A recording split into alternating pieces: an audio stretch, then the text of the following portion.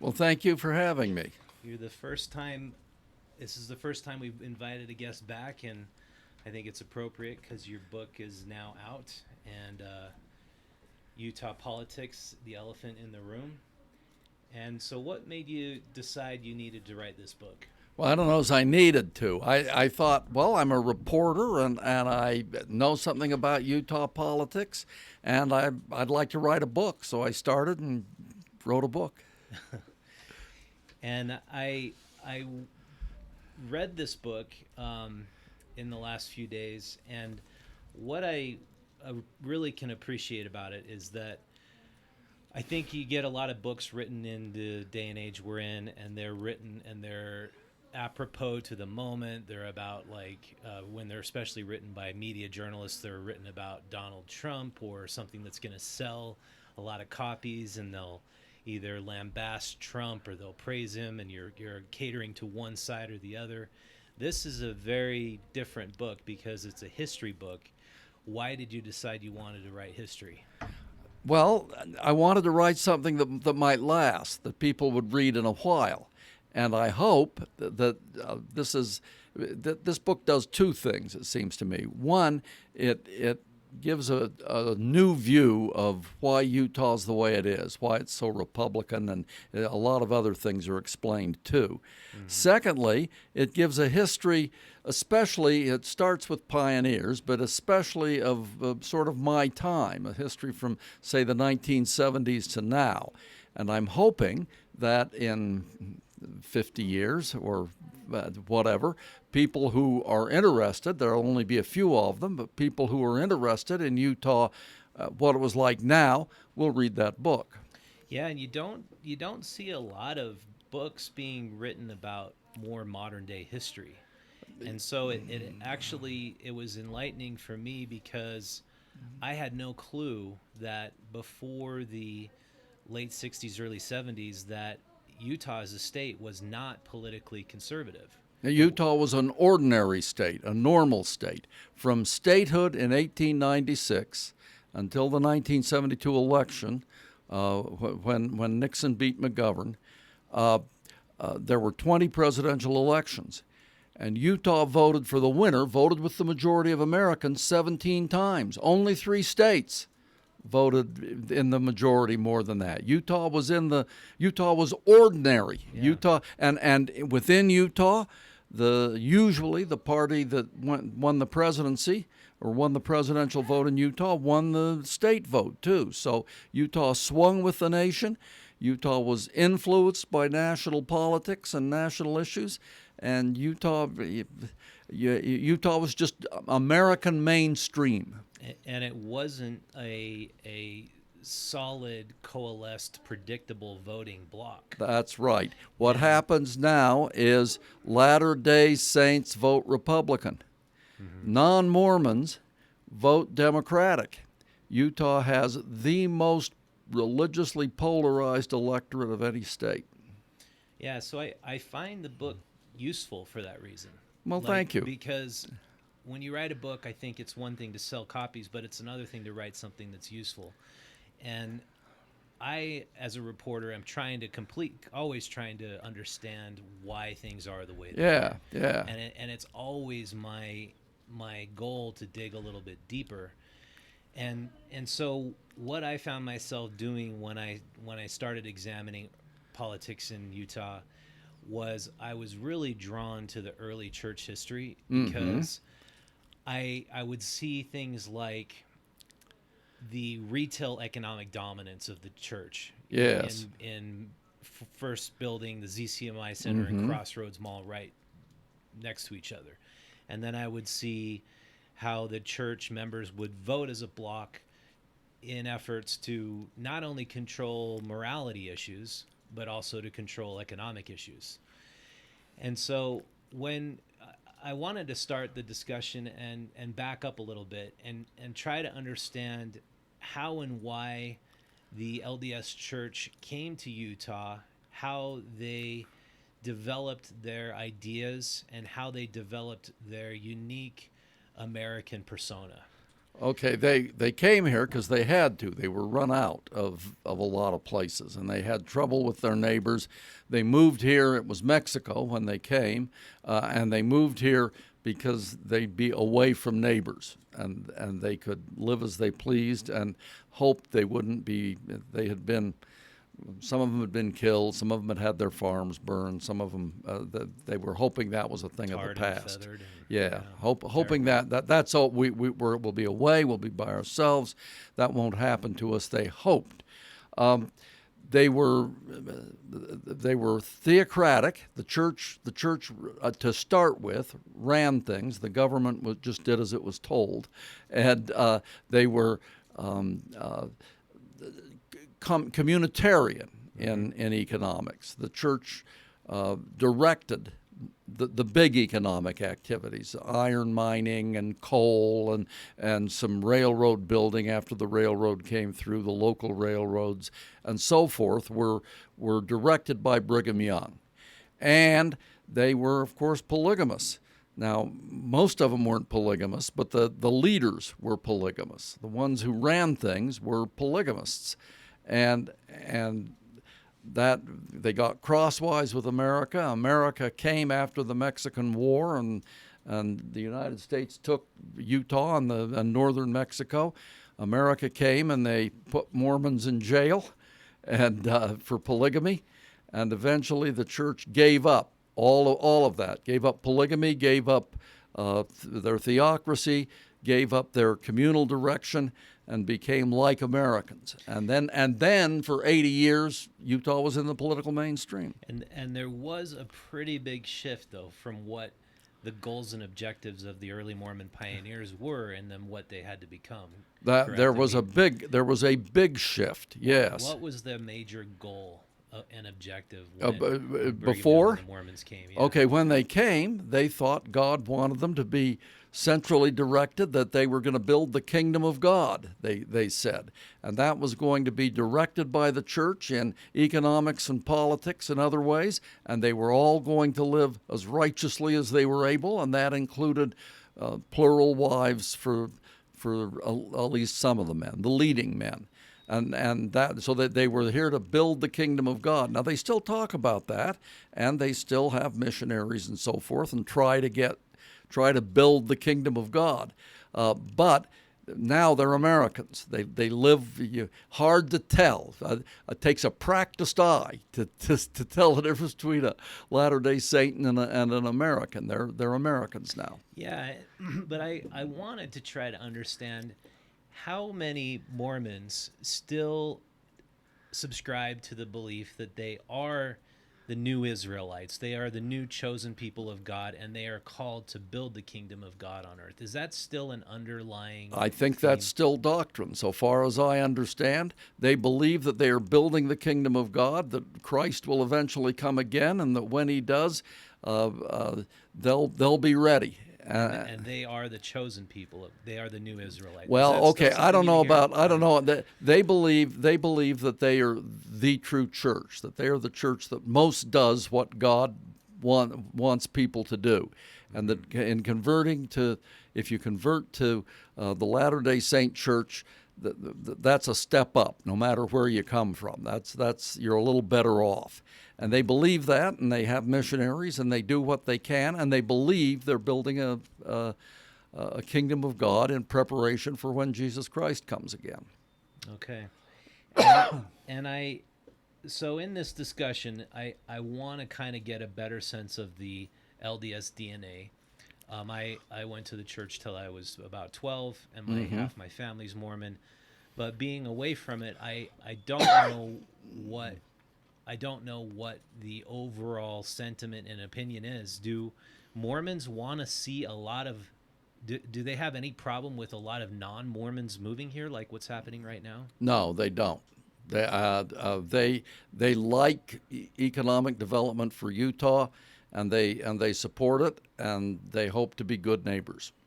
Okay, and so they don't any longer want to create a huge distinction between themselves and the rest of the world like the early church did. They don't want that big a distinction, and they don't. The early church saw itself as very different from America. And they saw America, they called it Babylon. They saw it as fundamentally wicked. No, now the Latter-day Saints say the Constitution's divinely inspired.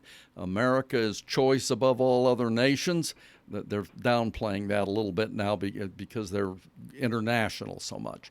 But the United States is choice.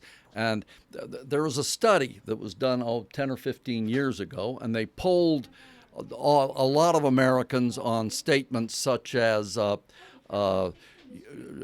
rights come from God, not just from humans. The American flag is sacred to me. Statements like that. And Latter-day Saints agreed with those more than members of any other church. Yeah, and the thing that I find so fascinating is that now I certainly agree that Mormonism and the LDS Church is a I won't say key component of American civilization, but it's a integral part of American society. We have Mitt Romney, who was almost elected president. Yes. We have John Huntsman Jr., who was our ambassador to China and Russia. Yeah, and ran for president. Yeah, we have LDS members leading Congress, as Harry Reid did, and now it's like the way that the Christian right is, I would say, is more in line with gay rights, with equality of marriage. But the Mormon Church, in its uniqueness from the Christian right, has always been even more traditional and more about family values. Would you say that's accurate? I don't know whether they're more than the Christian right. The Christian right is pro-traditional family, but the Church of Jesus Christ of Latter-day Saints is seriously pro-traditional family. I mean, it isn't a competition, but in my view, that's the reason they're Republicans. That's the reason that 70% of Latter-day Saints nationwide in a poll identify as Republicans, and that Utah is, election after election nowadays, the most Republican state, and it's on Latter-day Saint votes. Non-Mormons vote Democratic in Utah. But the reason for it is because of their support of traditional families, and that means they accept gay marriage in the community and as law, but they don't recognize them. And if you're gay and married in the Mormon Church, they say you're sinning and you should repent, or please don't come around. I don't know whether they ask them not to come around, but in any case, they consider them sinners. You can be gay, provided you're celibate. You could be gay and a good Mormon, but if you're gay and married, you can't get a temple recommend. You can't, so forth. So yes, they're down on gay marriage. They are. They essentially they believe this: sex should happen only between a married man and a woman. And the families should be a married man and woman and their children, a traditional family. And they believe that strongly, and beginning with Roe v. Wade, they kept losing those kinds of issues, and that is what, in my view, pushed them to become strong Republicans. Yeah, and in your book, you clearly point out that starting with Roe v. Wade and the ERA movement, Equal Rights for Women movement, that becoming a key tenet of ERA, that's when Mormon Church members really coalesced around the same issues I think the Christian right was at the same time, right? Political scientists have looked, and they say there was a national realignment. The strong conservative Protestants became what you call the Christian right, and Latter-day Saints are kind of, I don't know whether they're part of it or an ally of it, and that's still true. Those people vote strongly Republican. In America, then, the Baptists and Pentecostals and Latter-day Saints were about 25% of the electorate, so it was an important change. In Utah, Latter-day Saints are 2/3 of the electorate, not of the population, but of the electorate. They turn out better than other people. And they're about 2/3 of the electorate, so it was just overwhelming here. Here, it means that Utah is among the very most Republican states, and it began the election after Roe v. Wade, the presidential election after Roe v. Wade. And there was Roe v. Wade, there was pornography, there was birth control for teenagers without telling their parents, there was cable television and indecency on cable television, there was gay marriage and gay rights, and through it all there was the ERA and changing roles for women. And on all of those, Latter-day Saints lost. They were on the losing side on every one of them, mostly in federal court. Their experience is, we have a big fight, we fight for a couple of years, the legislature makes a decision, probably represents in most cases majority Utah opinion, the Latter-day Saint majority. Federal judges come along and say, nope, gone, out of here. Yeah. And that's happened repeatedly over the last 50 years. Something I learned in this, I had no idea that in the early 80s, watching pornography was illegal. There was movie theaters that were showing pornographic films, and these men were convicted. Sent to jail. And, not just in Utah. It was almost everywhere. Pornography was illegal, and then people did it anyway. And eventually, the court said, now only child pornography is illegal. Said this is free speech. You can't go here. It's free. That's right. The church lost the right to convict people for watching. Well, it was the state that convicted the people, but they did so. They did so because the legislature passed the law, and the legislature was mostly Latter-day Saints. And then you point out that the assistant district attorney was calling the bishop of the men who were Bob Hansen, assistant attorney general. When the first two pornography trials in Salt Lake City, juries acquitted. And so he fixed that. He talked to the prosecutors. Then he got the list of potential jurors, which people you can get, lawyers get them. And he called up their bishops and said, what about this guy or this woman?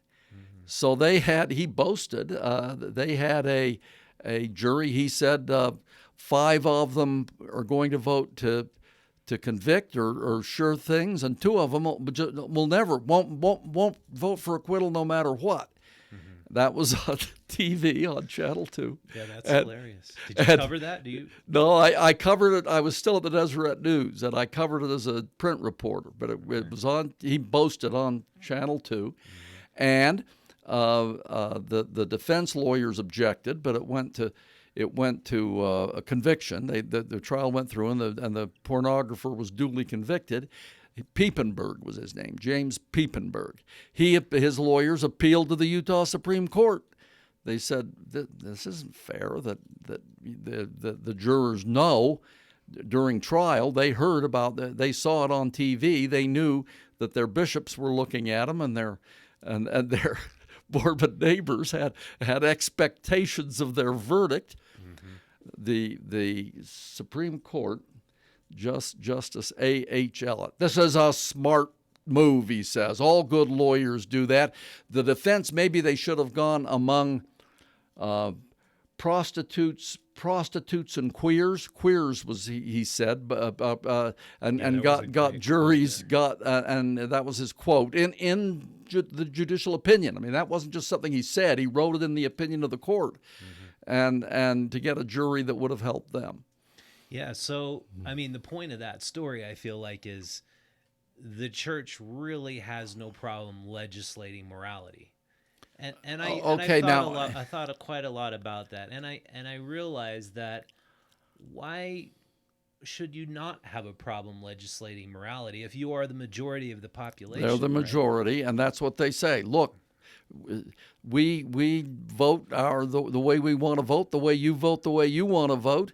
We are 2/3 of the electorate here. We happen to have the majority of representatives and senators in the state legislature, and they pass what we like. Yeah. Then, however, in the end, federal judges say no, free speech on you, and all those laws get thrown out. Oh yeah, Yeah, so I'm kind of stuck between two worlds, because when I tell people about Utah and they tell me, "Oh, that's that crazy, crazy Mormons running everything there. Yeah. You can't even get a drink." I used to find myself being like, yeah, it sucks. But now I'm kind of, we live in a democratic republic, and if the majority of the voting population votes in representatives who want to legislate morality, then what problem should we have with that? That's the landscape, the political landscape, and our laws should be reflecting the moral values of a population. Well, yes, and they do. Nationally, we do the same thing. We don't have laws nationally about pornography or only child pornography or about birth control for teens or gay marriage. We're libertarians on all those things, but we have national rules that try to stop racism. And racism, for you can think what you want and you can say what you want, though you'll be socially censored if you are racist in your speech. But if you own a business, you've got to serve everybody, no matter what race, and we do that in large part because we think it's the right thing. We think it's the moral thing. We think it's what we ought to do. And there are race, gays to some extent, women. You can't discriminate, and we do that. That's in part, that's legislating morality, or so it seems to me anyway. Yeah, it's legislating the religious, moral, and ethical values of the population. Yeah, it seems to me. The problem I have is when they begin legislating economic dominance or using that power. Okay, now I don't know that the church does that now. I don't know. What would you point to as an example? I would point to liquor laws. I believe that much of that is under the guise of legislating morality, but in the reality, when you see how the laws pan out, it's allowing the sale of liquor to be controlled in the hands of a few political leaders who are usually the state, yeah. LDS, and then allowing them to pick winners and losers. Because if you look at the people who produce beer, who produce spirits, who produce wine, they can take from so many laws and choose whether or not to apply those laws to particular businesses based on how much they like them. Okay, none, so far as I know, none or almost none of the brewery owners or the people who bring wine from California or the people who sell it in bars, almost none of those guys are Latter-day Saints. No, they're and however, the State Liquor Commission, I think maybe a majority, or if not a big minority, I think probably a majority are Latter-day Saints. Yeah. And it's always I've covered them when I was a reporter. You always have to kind of educate them. Mm-hmm. It's kind of as if nuns ran sex. You have to kind of tell them what goes on. Yeah, and it turns out always so bad for a few, no, it's and so good for another few. Let me give you an example. Okay, I don't believe that. All right, okay, I don't know. Okay, good. So, in the legislative session, I believe it was 3 years ago, High West hired a lobbyist. Okay. They're the most successful liquor producer in Utah. Yeah. They were able to hire a lobbyist, and it's always a matter of give and take. Yeah. So the most difficult part of High West's business operations is they wanted people to come in, get a tour, and be able to sample little tiny bits of their liquor. Okay, and they got that, did they? They got that. Okay. But then the take part of it was then you got to be closed on Sundays. Okay. So they changed the law in favor of allowing people to take samples of spirits, but then they said, okay, but everybody's got to be closed on Sundays. Okay, now so bars are open on Sundays. No, tasting rooms. Oh, tasting rooms. Okay. And so my buddy who lives in Moab and has a little winery, he makes half of his money from his tasting room on Sundays. Oh, okay. So he got he hurt. Can't hire a lobbyist. He can't afford a lobbyist. No. Well, he should have talked to his senator and representative. They'd have stuck up for him, I think. Well, he did, and it's because there's so few people deciding on policy, and they're so influenced by the people who they think are in the know, and they don't spend enough time or effort examining it. It hurts the little guy, helps the big producer. It's true that it's true in that case. The history, Utahns fought in the Constitutional Convention, 1895. They fought over liquor. Originally, prohibition was not a Latter-day Saint issue; it was a Protestant issue. Yeah. Latter-day Saints sort of were Johnny-come-latelys to it. Then they had prohibition, and we did it in Utah before the United States. Then we had bootlegging and all kinds of trouble. Then Franklin D. Roosevelt said, we need repeal, it'll help us economically in the Depression, the Great Depression. The church said, no, we're not going to do it, but Utahns did it anyway. They picked Franklin D. Roosevelt over the church. That might not happen today, but they did then. Yeah. That's quite amazing. Actually. Yeah. Then there was very restrictive legislation. I mean, I remember when I was 18 and had fake ID, you had to go to a state liquor store. And it wasn't like a state liquor store now where there was booze on the shelves. You went and it was like one of those places where you go to cash a check.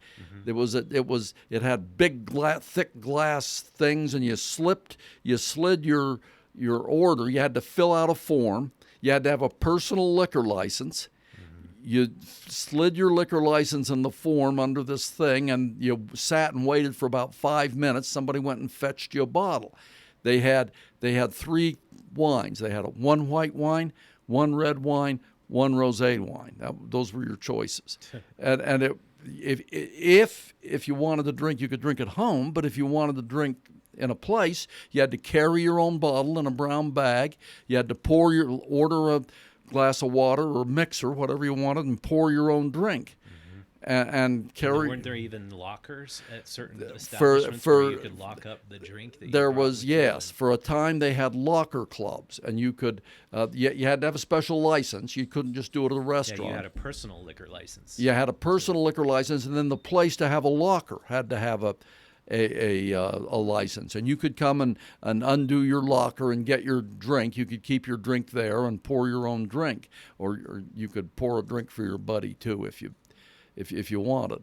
And that went on for a number of years. And they fought over it over and over.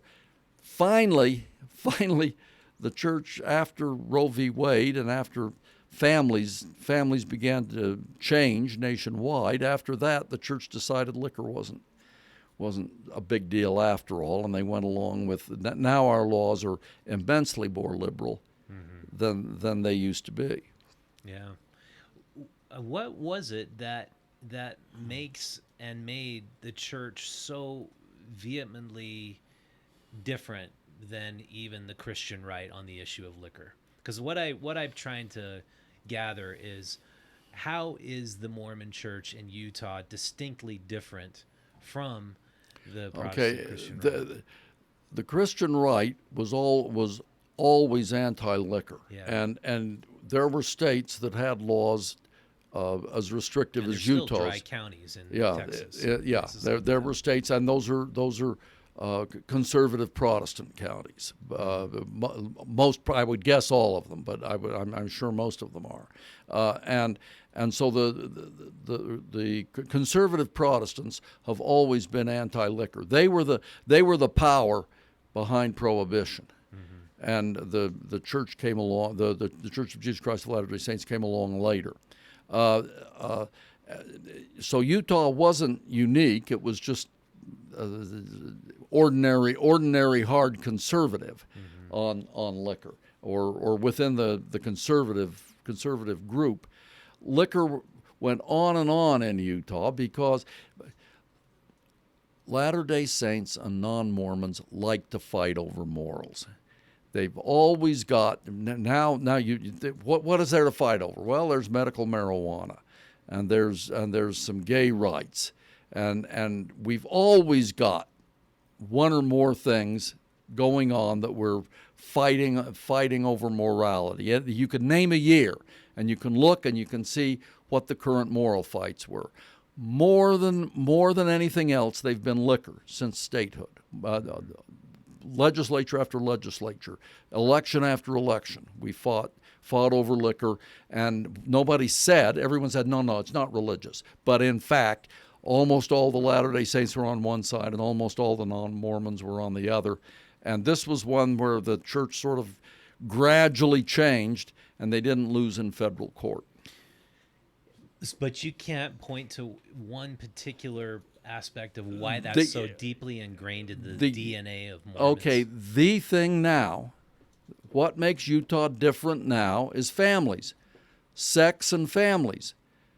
Latter-day Saints believe in traditional families, and they believe in laws and morality, and old morality that supports those families. America's changed. Yeah. America now believes in liberty and equality. Those are American values. And in liberty, you get to have sex like you want. And in equality, gays and women should be equal. Mm-hmm. And that's what America believes. And that's what the courts enforce. And some of our laws too, but largely the courts. Liberty says you can look at pornography if you want. You can have gay sex. You can have an abortion if you want. Now, you can have a family too if you want. Families have changed. 1960, less than 5% of children were born out of marriage. Now it's 42% nationwide. It's about 19% in Utah. Latter-day Saints have fewer out-of-marriage babies. Yeah. Out-of-marriage babies are 5 times more likely to be poor than a baby born to two married parents. Half of all the poor children in the country are out-of-marriage babies. Yeah, when I explain Utah to somebody who doesn't know this place very well, what you find due to the cultural and political controls that the church has is you find out of wedlock birth rate is extremely low compared to the rest of the country. You find teenage pregnancy is very low compared to the rest. That's right. Poverty is much lower. Poverty's lower. What you find here in Utah is the result of strong traditional family values. I think that's right. You have tech violent companies. crime is lower, even though the number of young men in the population's higher. Yeah, you have tech companies who want to come here because they know we have a very educated workforce, but beyond just that, they know that the people working in jobs are in families. Yeah, they're more stable. They're going to show up to work more often because they have a family to support. That's right, and that's sort of what the traditional morality was about. It was the purpose of all that was to harness sex to raising kids. It used to be that it was hard to have sex and not have babies, or at least a lot harder than it is now. Mm-hmm. Now it's pretty easy to have sex and not have babies if you just take some care. Okay, it used to be harder. And the church is still against contraceptive? No. Sex, as I understand it, sex only between a married man and woman. But as far as contraception goes, that's their business. Okay. Now they say it's good to have kids and you should maybe have kids, but they don't tell you not to use. I think they don't tell you not to use contraception. In the past, there had been statements by leaders against contraception, but that was a long time ago. Okay. So let's take a little break, and when we get back, I want to talk a little bit more about the economy and a little bit more about the early church and how the early church was so against gaining wealth through mining. I find that a very interesting aspect of it. So we'll be back in a few minutes, and we'll talk about that. Do you know for sure where the audio's working? You need to turn up a little bit. Rod's is fine. Okay. But yours is just a little lower, but he does have a deeper voice. Okay. But you're hearing it through that? Have you plugged in? Yeah. Oh, good. Okay, I'm gonna tell people about our Made in Utah festival. We got a magazine.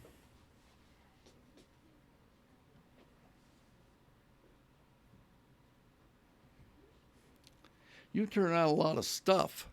When you turn out this and you turn out podcasts and stuff, this is a lot of work. Yeah, we have a lot of writers who really love producing meaningful journalism. Well, that's really something, yeah. All right, I want to tell everybody watching and listening about the Made in Utah Festival. This is coming up this weekend at the Gateway. Last year we were amazed because all of a sudden it went from a festival of about 5,000 people to 15,000 people showed up last year. And most of the vendors sold out. And it's basically a celebration of buying locally made products. And so we have the whole lower part of the Gateway set up where you can buy locally made craft products, art, you can buy things for family members and gifts, and you can also buy craft beer and spirits. And so it's a family-friendly event, which is very rare. It's, we encourage people to bring your dogs, your kids, and just come out and celebrate the best of local Utah. So what we've got on sale going on right now is our Made in Utah VIP experience tickets. And if you want to come in and you want to sample some of the best food from local restaurants, we have 6 different chefs who are going to be producing tapas and samples that you can try a whole lot of, and you can get 2 craft cocktails, and the price is $35 online or $45 at the door. I suggest you go to madeinutahfest.com and buy your tickets for it. So you can save $10 per ticket. It's a great deal. Again, it's August 24th and 25th, madeinutahfest.com. All right. Okay, we are back with Rod Decker, and wanted to go back to the early church and the early settlement of the Salt Lake Valley and the values and how it was set up, because it's a really fascinating story.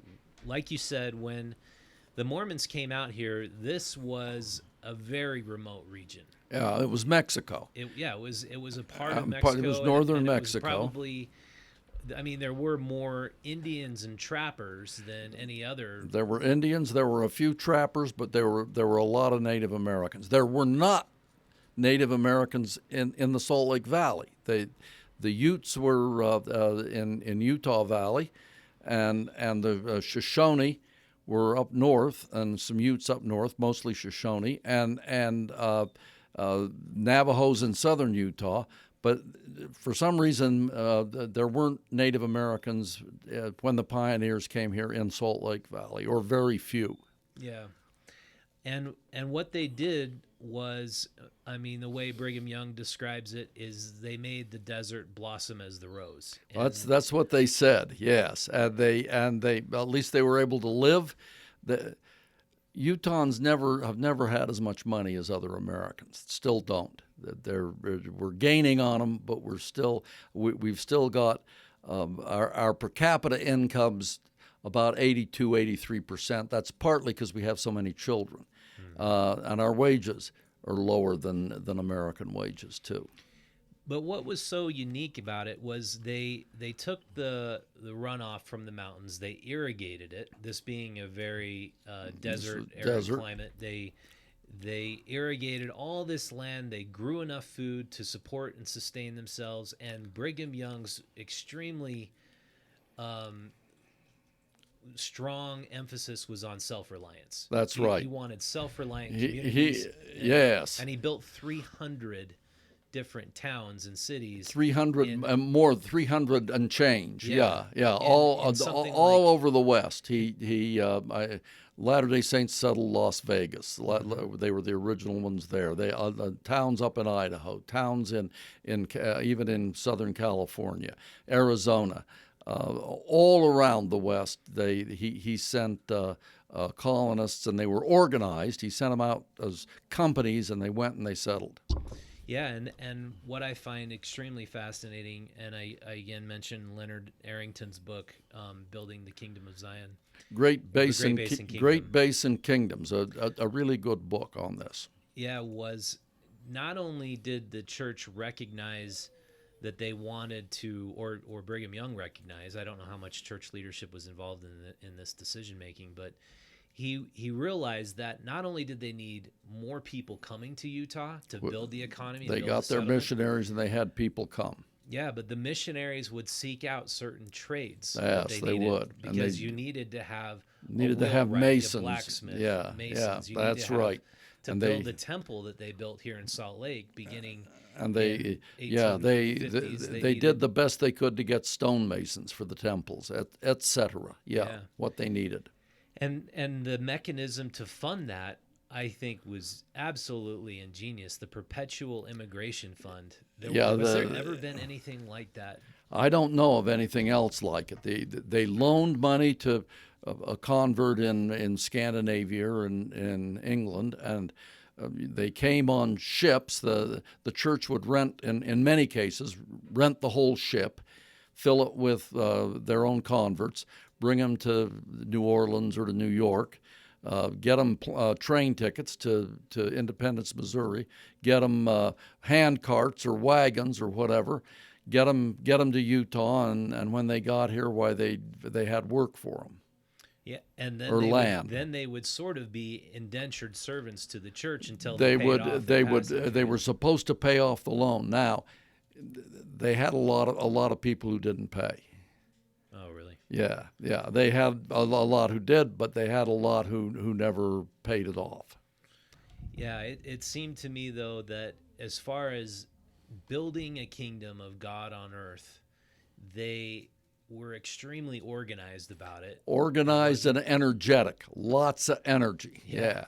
And you look at the descriptions of the early Salt Lake Valley, and it was these immaculate little neighborhoods and farms, and everything was so clean. Their houses were so tightly built. They had streams running down and irrigation ditches running down the sides of the road. Some travelers said that. Other travelers were less impressed. But Latter-day Saints and Latter-day Saint historians tend to pick the accounts that said how neat and how good it was, rather than some of the accounts that had criticisms. And so with these colonies being all over the place, what we found happened was at Sutter's Mill, John Sutter was a Mormon. He hired Mormons. I don't know whether he was. Maybe he was. I didn't know. I think either he was or He there were he had hired. There He had was a bunch Mormon of colony right he there. had a bunch of Latter-day Saints working for him. Yeah. and they had settled in that area. Yeah.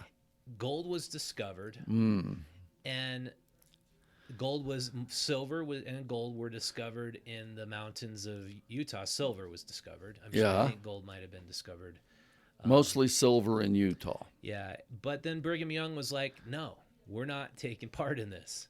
You guys continue to work your farms. That's and right. Don't take part in the mining efforts." Why was? Well, he was afraid. I don't know. He didn't say, but well, he said we need gold. Gold is nice, but it doesn't build kingdoms. We need iron, and he mined iron. We need iron and coal, and we need things that build up the kingdom. I think he was afraid. With good reason, that everyone would just, we're pretty close, they'd say. Why should people from the east come and get the gold in California? We can beat them to it.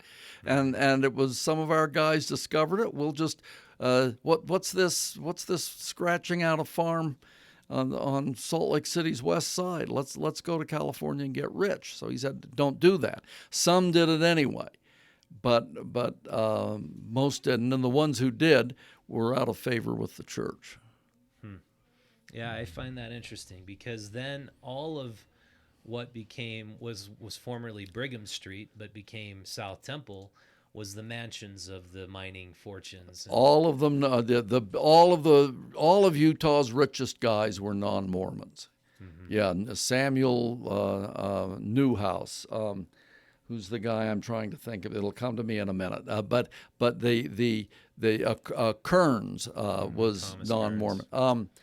The guy who did San Simeon, Hearst made his fortune up on Park City Silver, or a large part of it. The Guggenheims, they were already rich, but they came and got in Kennecott copper, and so the Guggenheim Museum in New York is their money, and a lot of it was taken out of Utah mountains. Leland Stanford made railroad money and did the Golden Spike here, and that's now Stanford University in California. Though some of the money came out of Utah.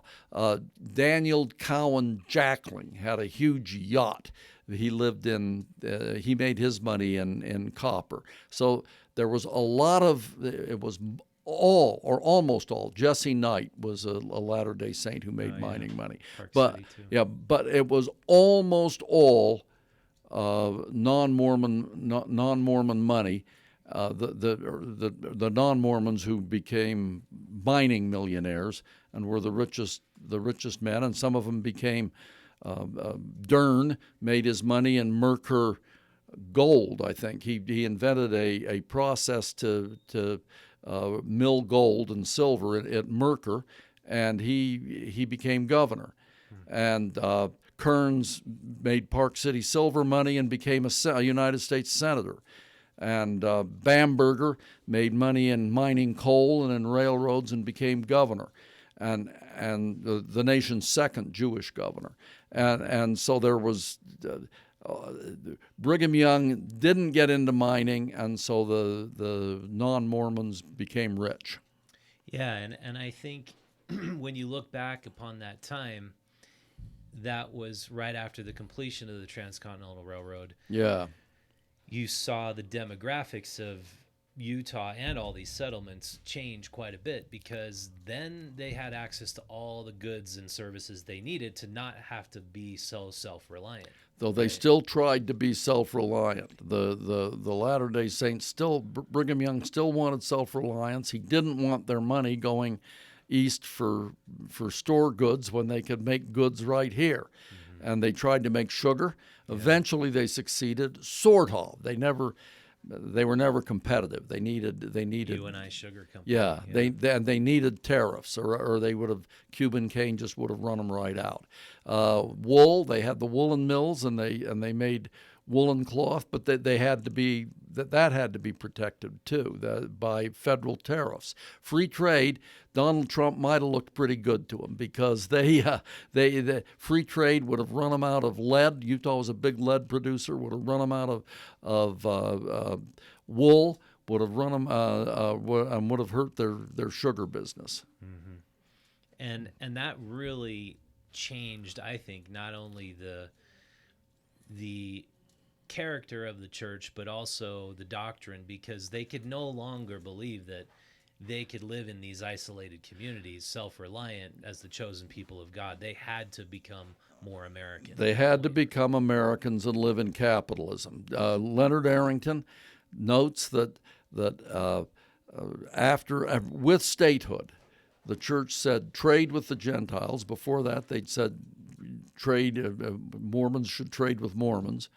They said trade with the Gentiles, and it changed. Utah became like Montana or Wyoming or Nevada, run by outside capital, bringing in most of the goods from outside and making a few commodities. In Utah, it was copper, silver, wool, some sugar, lead, and selling those nationally. And we became kind of an economic colony, though we still had a lot of local agriculture. But the big money was in mining and commodities, and political leaders were commodity men, and we became like the rest of the West. Yeah. And the church went along with it, even maybe led it. The remember, capitalization wasn't of Utah. there a falling out after Brigham Young's death between George Q. Cannon and maybe Joseph Fielding Smith, where one side was like, no, we got to adhere to Brigham Young's call to be self-reliant, and the other side, no, we got to pay attention to mining. Mining is the future of Utah. They probably disagreed, but it was never a falling out. No, they stayed together and they governed the church together, and that there was never that there was a falling out over polygamy. In this respect, some apostles took plural wives after the manifesto when they said don't do that, and they were excommunicated.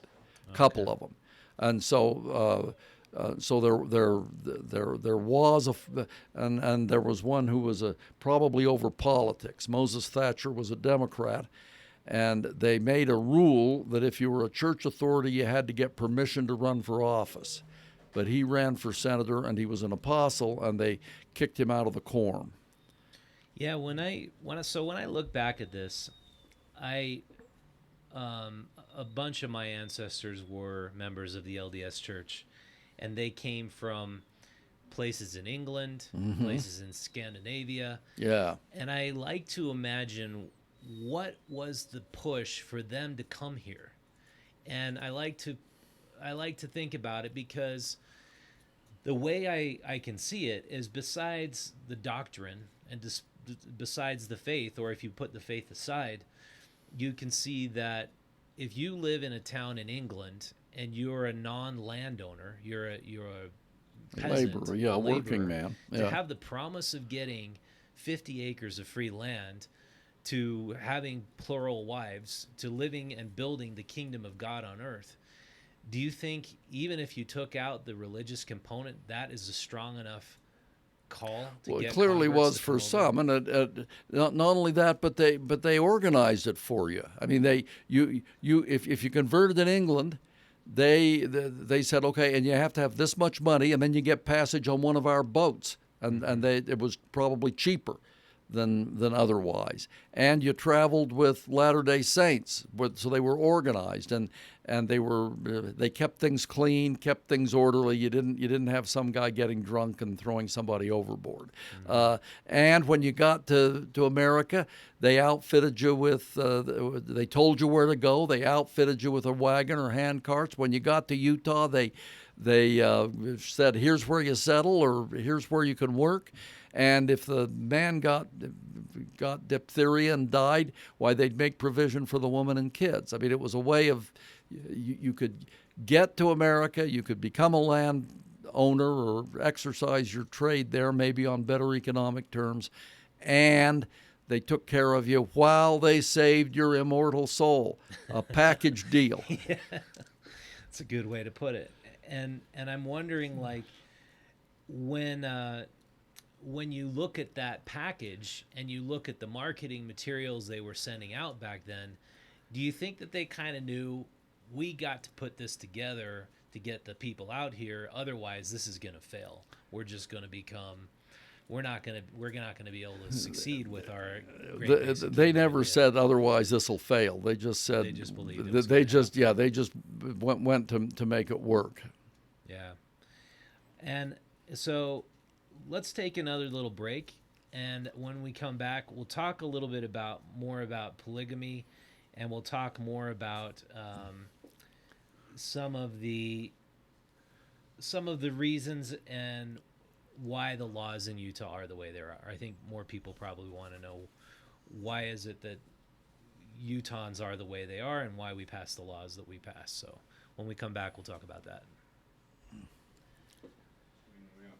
almost been an hour. Oh, has it? What is this? I mean, where's that? What is this air? What is this? No. So much to worry about.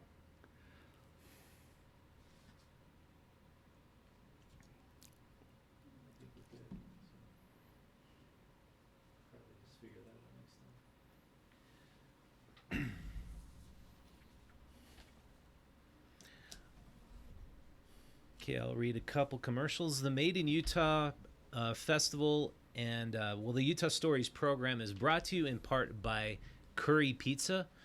So if you want to try one of the best pizzas in town, try curry pizza in West Valley. It's a guy named Bindu who started in a town called Bicknell, Utah.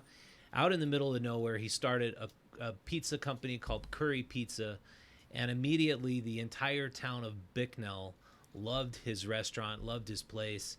And eventually he decided, well, if it's working so well in a town of a population of 100 people, why not try a town with a population of 30,000? So he opened up a second store in West Valley, and it's become a huge success. Guy Fieri from Diners, Drive-Ins, and Dives has visited, and it's just an absolutely incredible restaurant. You got to try it. It's a non-crust with things like butter chicken and chicken korma.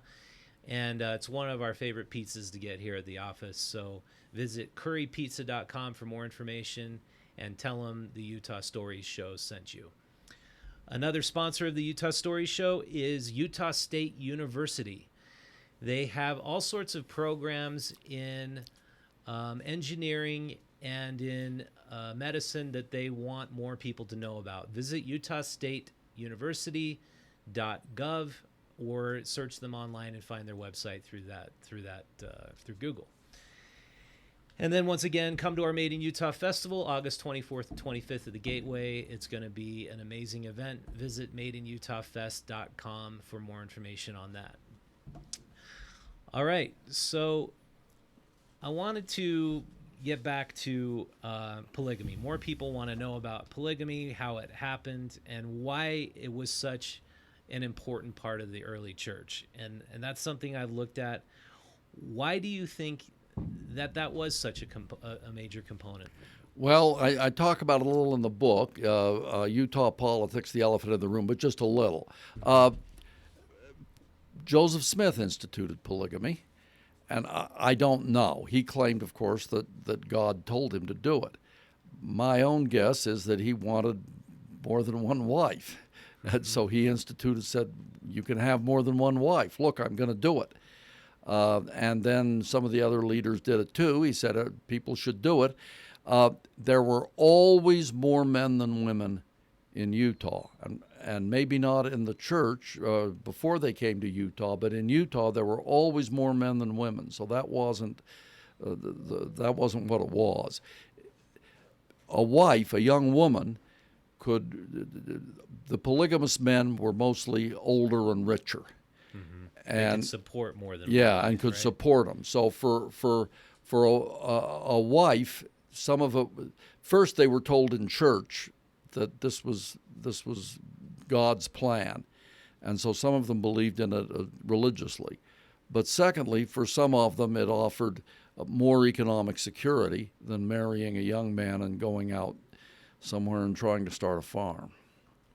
Okay. And was it to help build the population of Utah more quickly? Was that ever stated as an objective? Or polygamous wives had fewer children than non-polygamous wives, so it's not clear that it increased the birth rate. It probably didn't. It was probably especially if there were extra men. Yeah, who needed yeah, wives that's right. Yeah, they could. Yeah. So it was religious. It was not. It's hard to see, and it was hard. Wives, polygamous wives. You read about them. There's a book called A Mormon Mother by Annie Clark Tanner. She had a really hard life, and she was a very nice person, and she had a hard life because she married in polygamy. And it was hard for women and hard for some men. Well, it's hard for, this kid who just his body was found in his in Lehi when his car was found in, I think, in Draper. He was an excommunicated son of a polygamous family. They kick out the kids after they're Polygamy is a little different now than it was probably then. Not the way it was back then. I don't know quite how it was then. If now you can see that if you're if the old men are going to be polygamous, young men are going to have a hard time finding wives. And so young men leave sometimes if they aren't going to be leaders in the church and get wives, then they got to go somewhere else to find them, and they kick some out. So I don't. I don't know much about polygamy now. I read it in the newspaper, and I've talked to some of them, but it's then it was religious, and it still is. I think the people who are polygamists say the Church of Jesus Christ of Latter-day Saints, they succumbed to persecution. We are faithful to the end, to the principle that Joseph Smith and Brigham Young said was part of the gospel. Yeah. Yeah, I guess if that was, I mean, their claim is was divine revelation, and that falls in line with some of the other Old Testament beliefs That's right. that they adopted. They believe in it And religiously. I mean, that along with the Aaronic priesthood, those are the two things that kind of confound me. So you go back to the Aaronic priesthood in the Old Testament, and that's basically a covenant that God had with Abraham. Yeah. And the covenant was that you will do as I say, and it sets up the patriarchy, right? Well, they probably had a patriarchy anyway. People had patriarchy in those days, and their neighbors had men ran things, and they ran things. But they were the ancient Israelites were polygamous, and some of their neighbors were polygamous. I mean, I'm trying to just differentiate the church, the Mormon Church, and its history from Protestant faith, and that was the biggest diversion in the early days. That was the big That's one. why they couldn't be considered Christians by the Protestant churches. The second big one was that they ran the government. The Latter-day Saint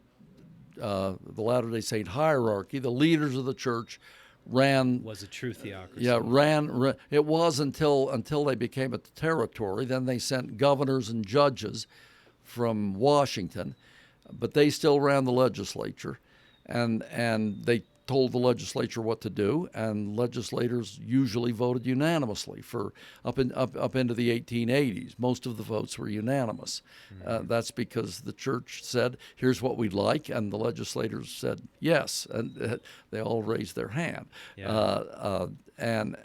Which you find still happens a lot today. Well, less. The legislators don't want the church telling them what to do. They say, "I got elected." I mean, when we look at, bringing us back to today, we look at medical cannabis. Yes. The Proposition 2, the way that people passed it was absolutely unacceptable to the church, and they rewrote the bill. And they rewrote it, and they got it, and they had a deal.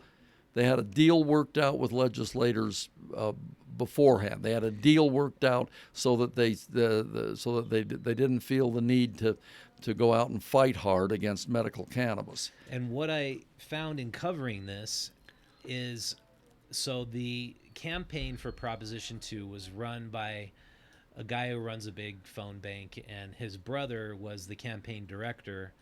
If I remember right, he told me Senator Alan Vickers and Brad Daw report to the church.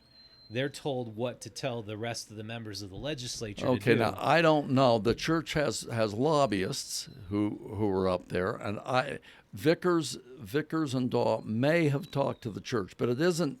It isn't a case of orders. It's a case They're not of being like. No, it isn't. It's not the little puppets of the church. No, it's a case of they people say, look, you don't want this just running wild. We'll have medical cannabis, but we're going to control it. And the way we control liquor is we have a state. We have it run by the state, and that gives us a little more control. And we'll do the same thing with medical cannabis. They believe, and it might be true, that there will be less leakage. There will be some leakage in any case. By leakage, I mean so that it ends up with some junior high kid. What's supposed to be medical cannabis, some junior high kid will be using, or some. There will be some of that, I would guess. I mean, that happens with liquor. Some junior high kids get into their old man's booze, or they figure it out some way. Pills and all sorts of things. All sorts of things. And my guess is, just as it happens with pills and booze, it'll happen with medical marijuana. But they believe, I don't know that I don't know, but they believe that there will be less of it. They'll have more control if they have the state grip, and so that's what they want. And there will still be medical cannabis, though it made people angry. It wasn't like what they did on extension of Medicaid. There, the people voted for extending Medicaid, and the legislature just knocked that down. And maybe they enacted their own plan. The Trump administration wouldn't accept the legislative plan. So maybe, I would think maybe not, but maybe they'll enact the Obamacare plan, President Obama's plan, next January. But the people voted for that. And while the people voted for the people voted for medical cannabis, and they're going to get medical cannabis on a little different terms. The people voted for extension of Medicaid, and the legislature said no, that's just out, and people won't get it. I think we can point at 3 specific examples where the state legislature is ignoring the will of the people. Okay, what besides those 2? The boundaries? I'd say also the inland port. Nobody was given any sort of ballot initiative or say over whether or not we want to have thousands of additional semi-trucks on our road. Okay, now, inland port, Salt Lake City changed. Jackie Biskupski ran for mayor saying the future of our city is the inland port. And she said, I'm going to have an inland port.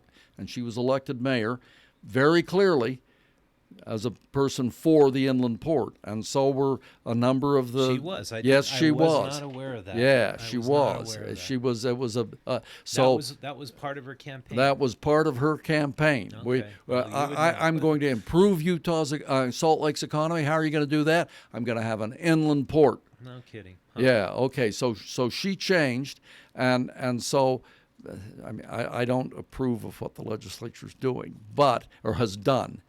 But it isn't. It seems to me not a clear override of the will of the people. Though now maybe public opinion has changed, and it'll go to court, and the legislature. I think they're going to have to change that. Yeah, I did not know that, so I'm glad I talked to you about it, because the way I look at those 3 issues is that how much the church is involved, I am not. I don't think they care about the inland port. Maybe, there's no reason to. Probably they don't. But in terms of medical cannabis, them deciding one point in particular really bothers me with it, which is the central fill, which is the idea we need one central depository for all medical cannabis to come into to get that state seal, just like they do with liquor. Yeah. They want to treat medical cannabis exactly the same as liquor, much when the it's same. clear that they're also wanting to treat it like a medicine. And I don't think you can have it both ways. I don't think you can treat something. I don't see why. I bet that if you get this thing's going to get set up, and I'll bet that if you can get a prescription, you're going to be able to get medical cannabis. Yeah, well, I mean, it'll happen. It'll be, as they always say, it's like making sausage. It's going to be ugly until we get it to work right. It's not going to look maybe. good. Yeah, they'll probably right have now, trouble with it. They said they were going to give 10 grow licenses out, and for some reason they decided they could only give out 8. If there's 35,000 medical cannabis patients, we did a simple calculation. Each one of those grow facilities would have to produce something on the order of 2 tons of flower per month to satisfy demand, and that's a low estimate. Okay, if there's more demand, if people can get prescriptions, there are 35,000 people who might like to use medical cannabis. Whether they can get a doctor. Maybe they can get a doctor to write a prescription. In Nevada, there's a doctor who advertises, come to me, I'll give you a medical cannabis prescription. And they're trying to put restrictions so that can't happen here. Yeah. You can't be the medical cannabis doctor. Yeah, you can't like be doctor. You Nevada. can't be Dr. Feelgood. Yeah. I don't know how it's going to work. My guess is you will be able to get medical cannabis. Yeah, you will. If you can get a prescription. You You might have a recommendation card. You can't call it a okay. prescription. Okay, if you can get a doc to say yes, you legitimately need this, then my guess is you'll be able to get it. But not so far. Yeah. Well, Rod, I appreciate that you wrote this book because everybody I know wants to understand Utah politics better. I mean, it's a difficult sea to navigate because you try to understand motives and you can't really get there. So I highly recommend everybody go out and pick up. Oh, thank you. Utah Politics, the elephant in the room. You can get it at a bookstore. You can get it online. All right. Is there any particular place online you want people to buy it? No, just get it where Amazon. you can. Yeah, Amazon's fine. Local's good. It's good to buy local. And if At a bookstore. people want to still follow you, you're not on KUTV anymore. Is there any way people can get updates on what you're doing? No, You do I blog? wrote the book and I'm writing some articles, but I don't have a blog or anything like that. No, you don't like selfie yourself and put it out there and say I'm a. I don't know how. Maybe I ought to learn. I don't know. Have your I'm an old guy. have your grandkids teach Yeah, you. yeah. All right. Well, thanks for being on. Thank Rod. you. It was a lot of fun. Appreciate it. And it's The Elephant in the Room, Utah Politics by Rod Decker. If you'd like to be a part of the Utah Stories program, and we'd like to start getting comments, we're now doing a live feed. This is something totally new. If you get on YouTube during our shows, and we're going to be announcing our show times through our website, you can chime in, you can ask questions, you can be a part of the program. So for programming schedules, visit utahstories.com. You can see a lineup of our future guests. If you're watching right now on YouTube, we're going to have another guest today. We're going to have an MMA fighter who's fighting this coming weekend. I don't know who it is, but we booked an MMA fighter, and it should be an interesting discussion. And until next time, this has been Richard Markosian with the Utah Stories Show, and signing out.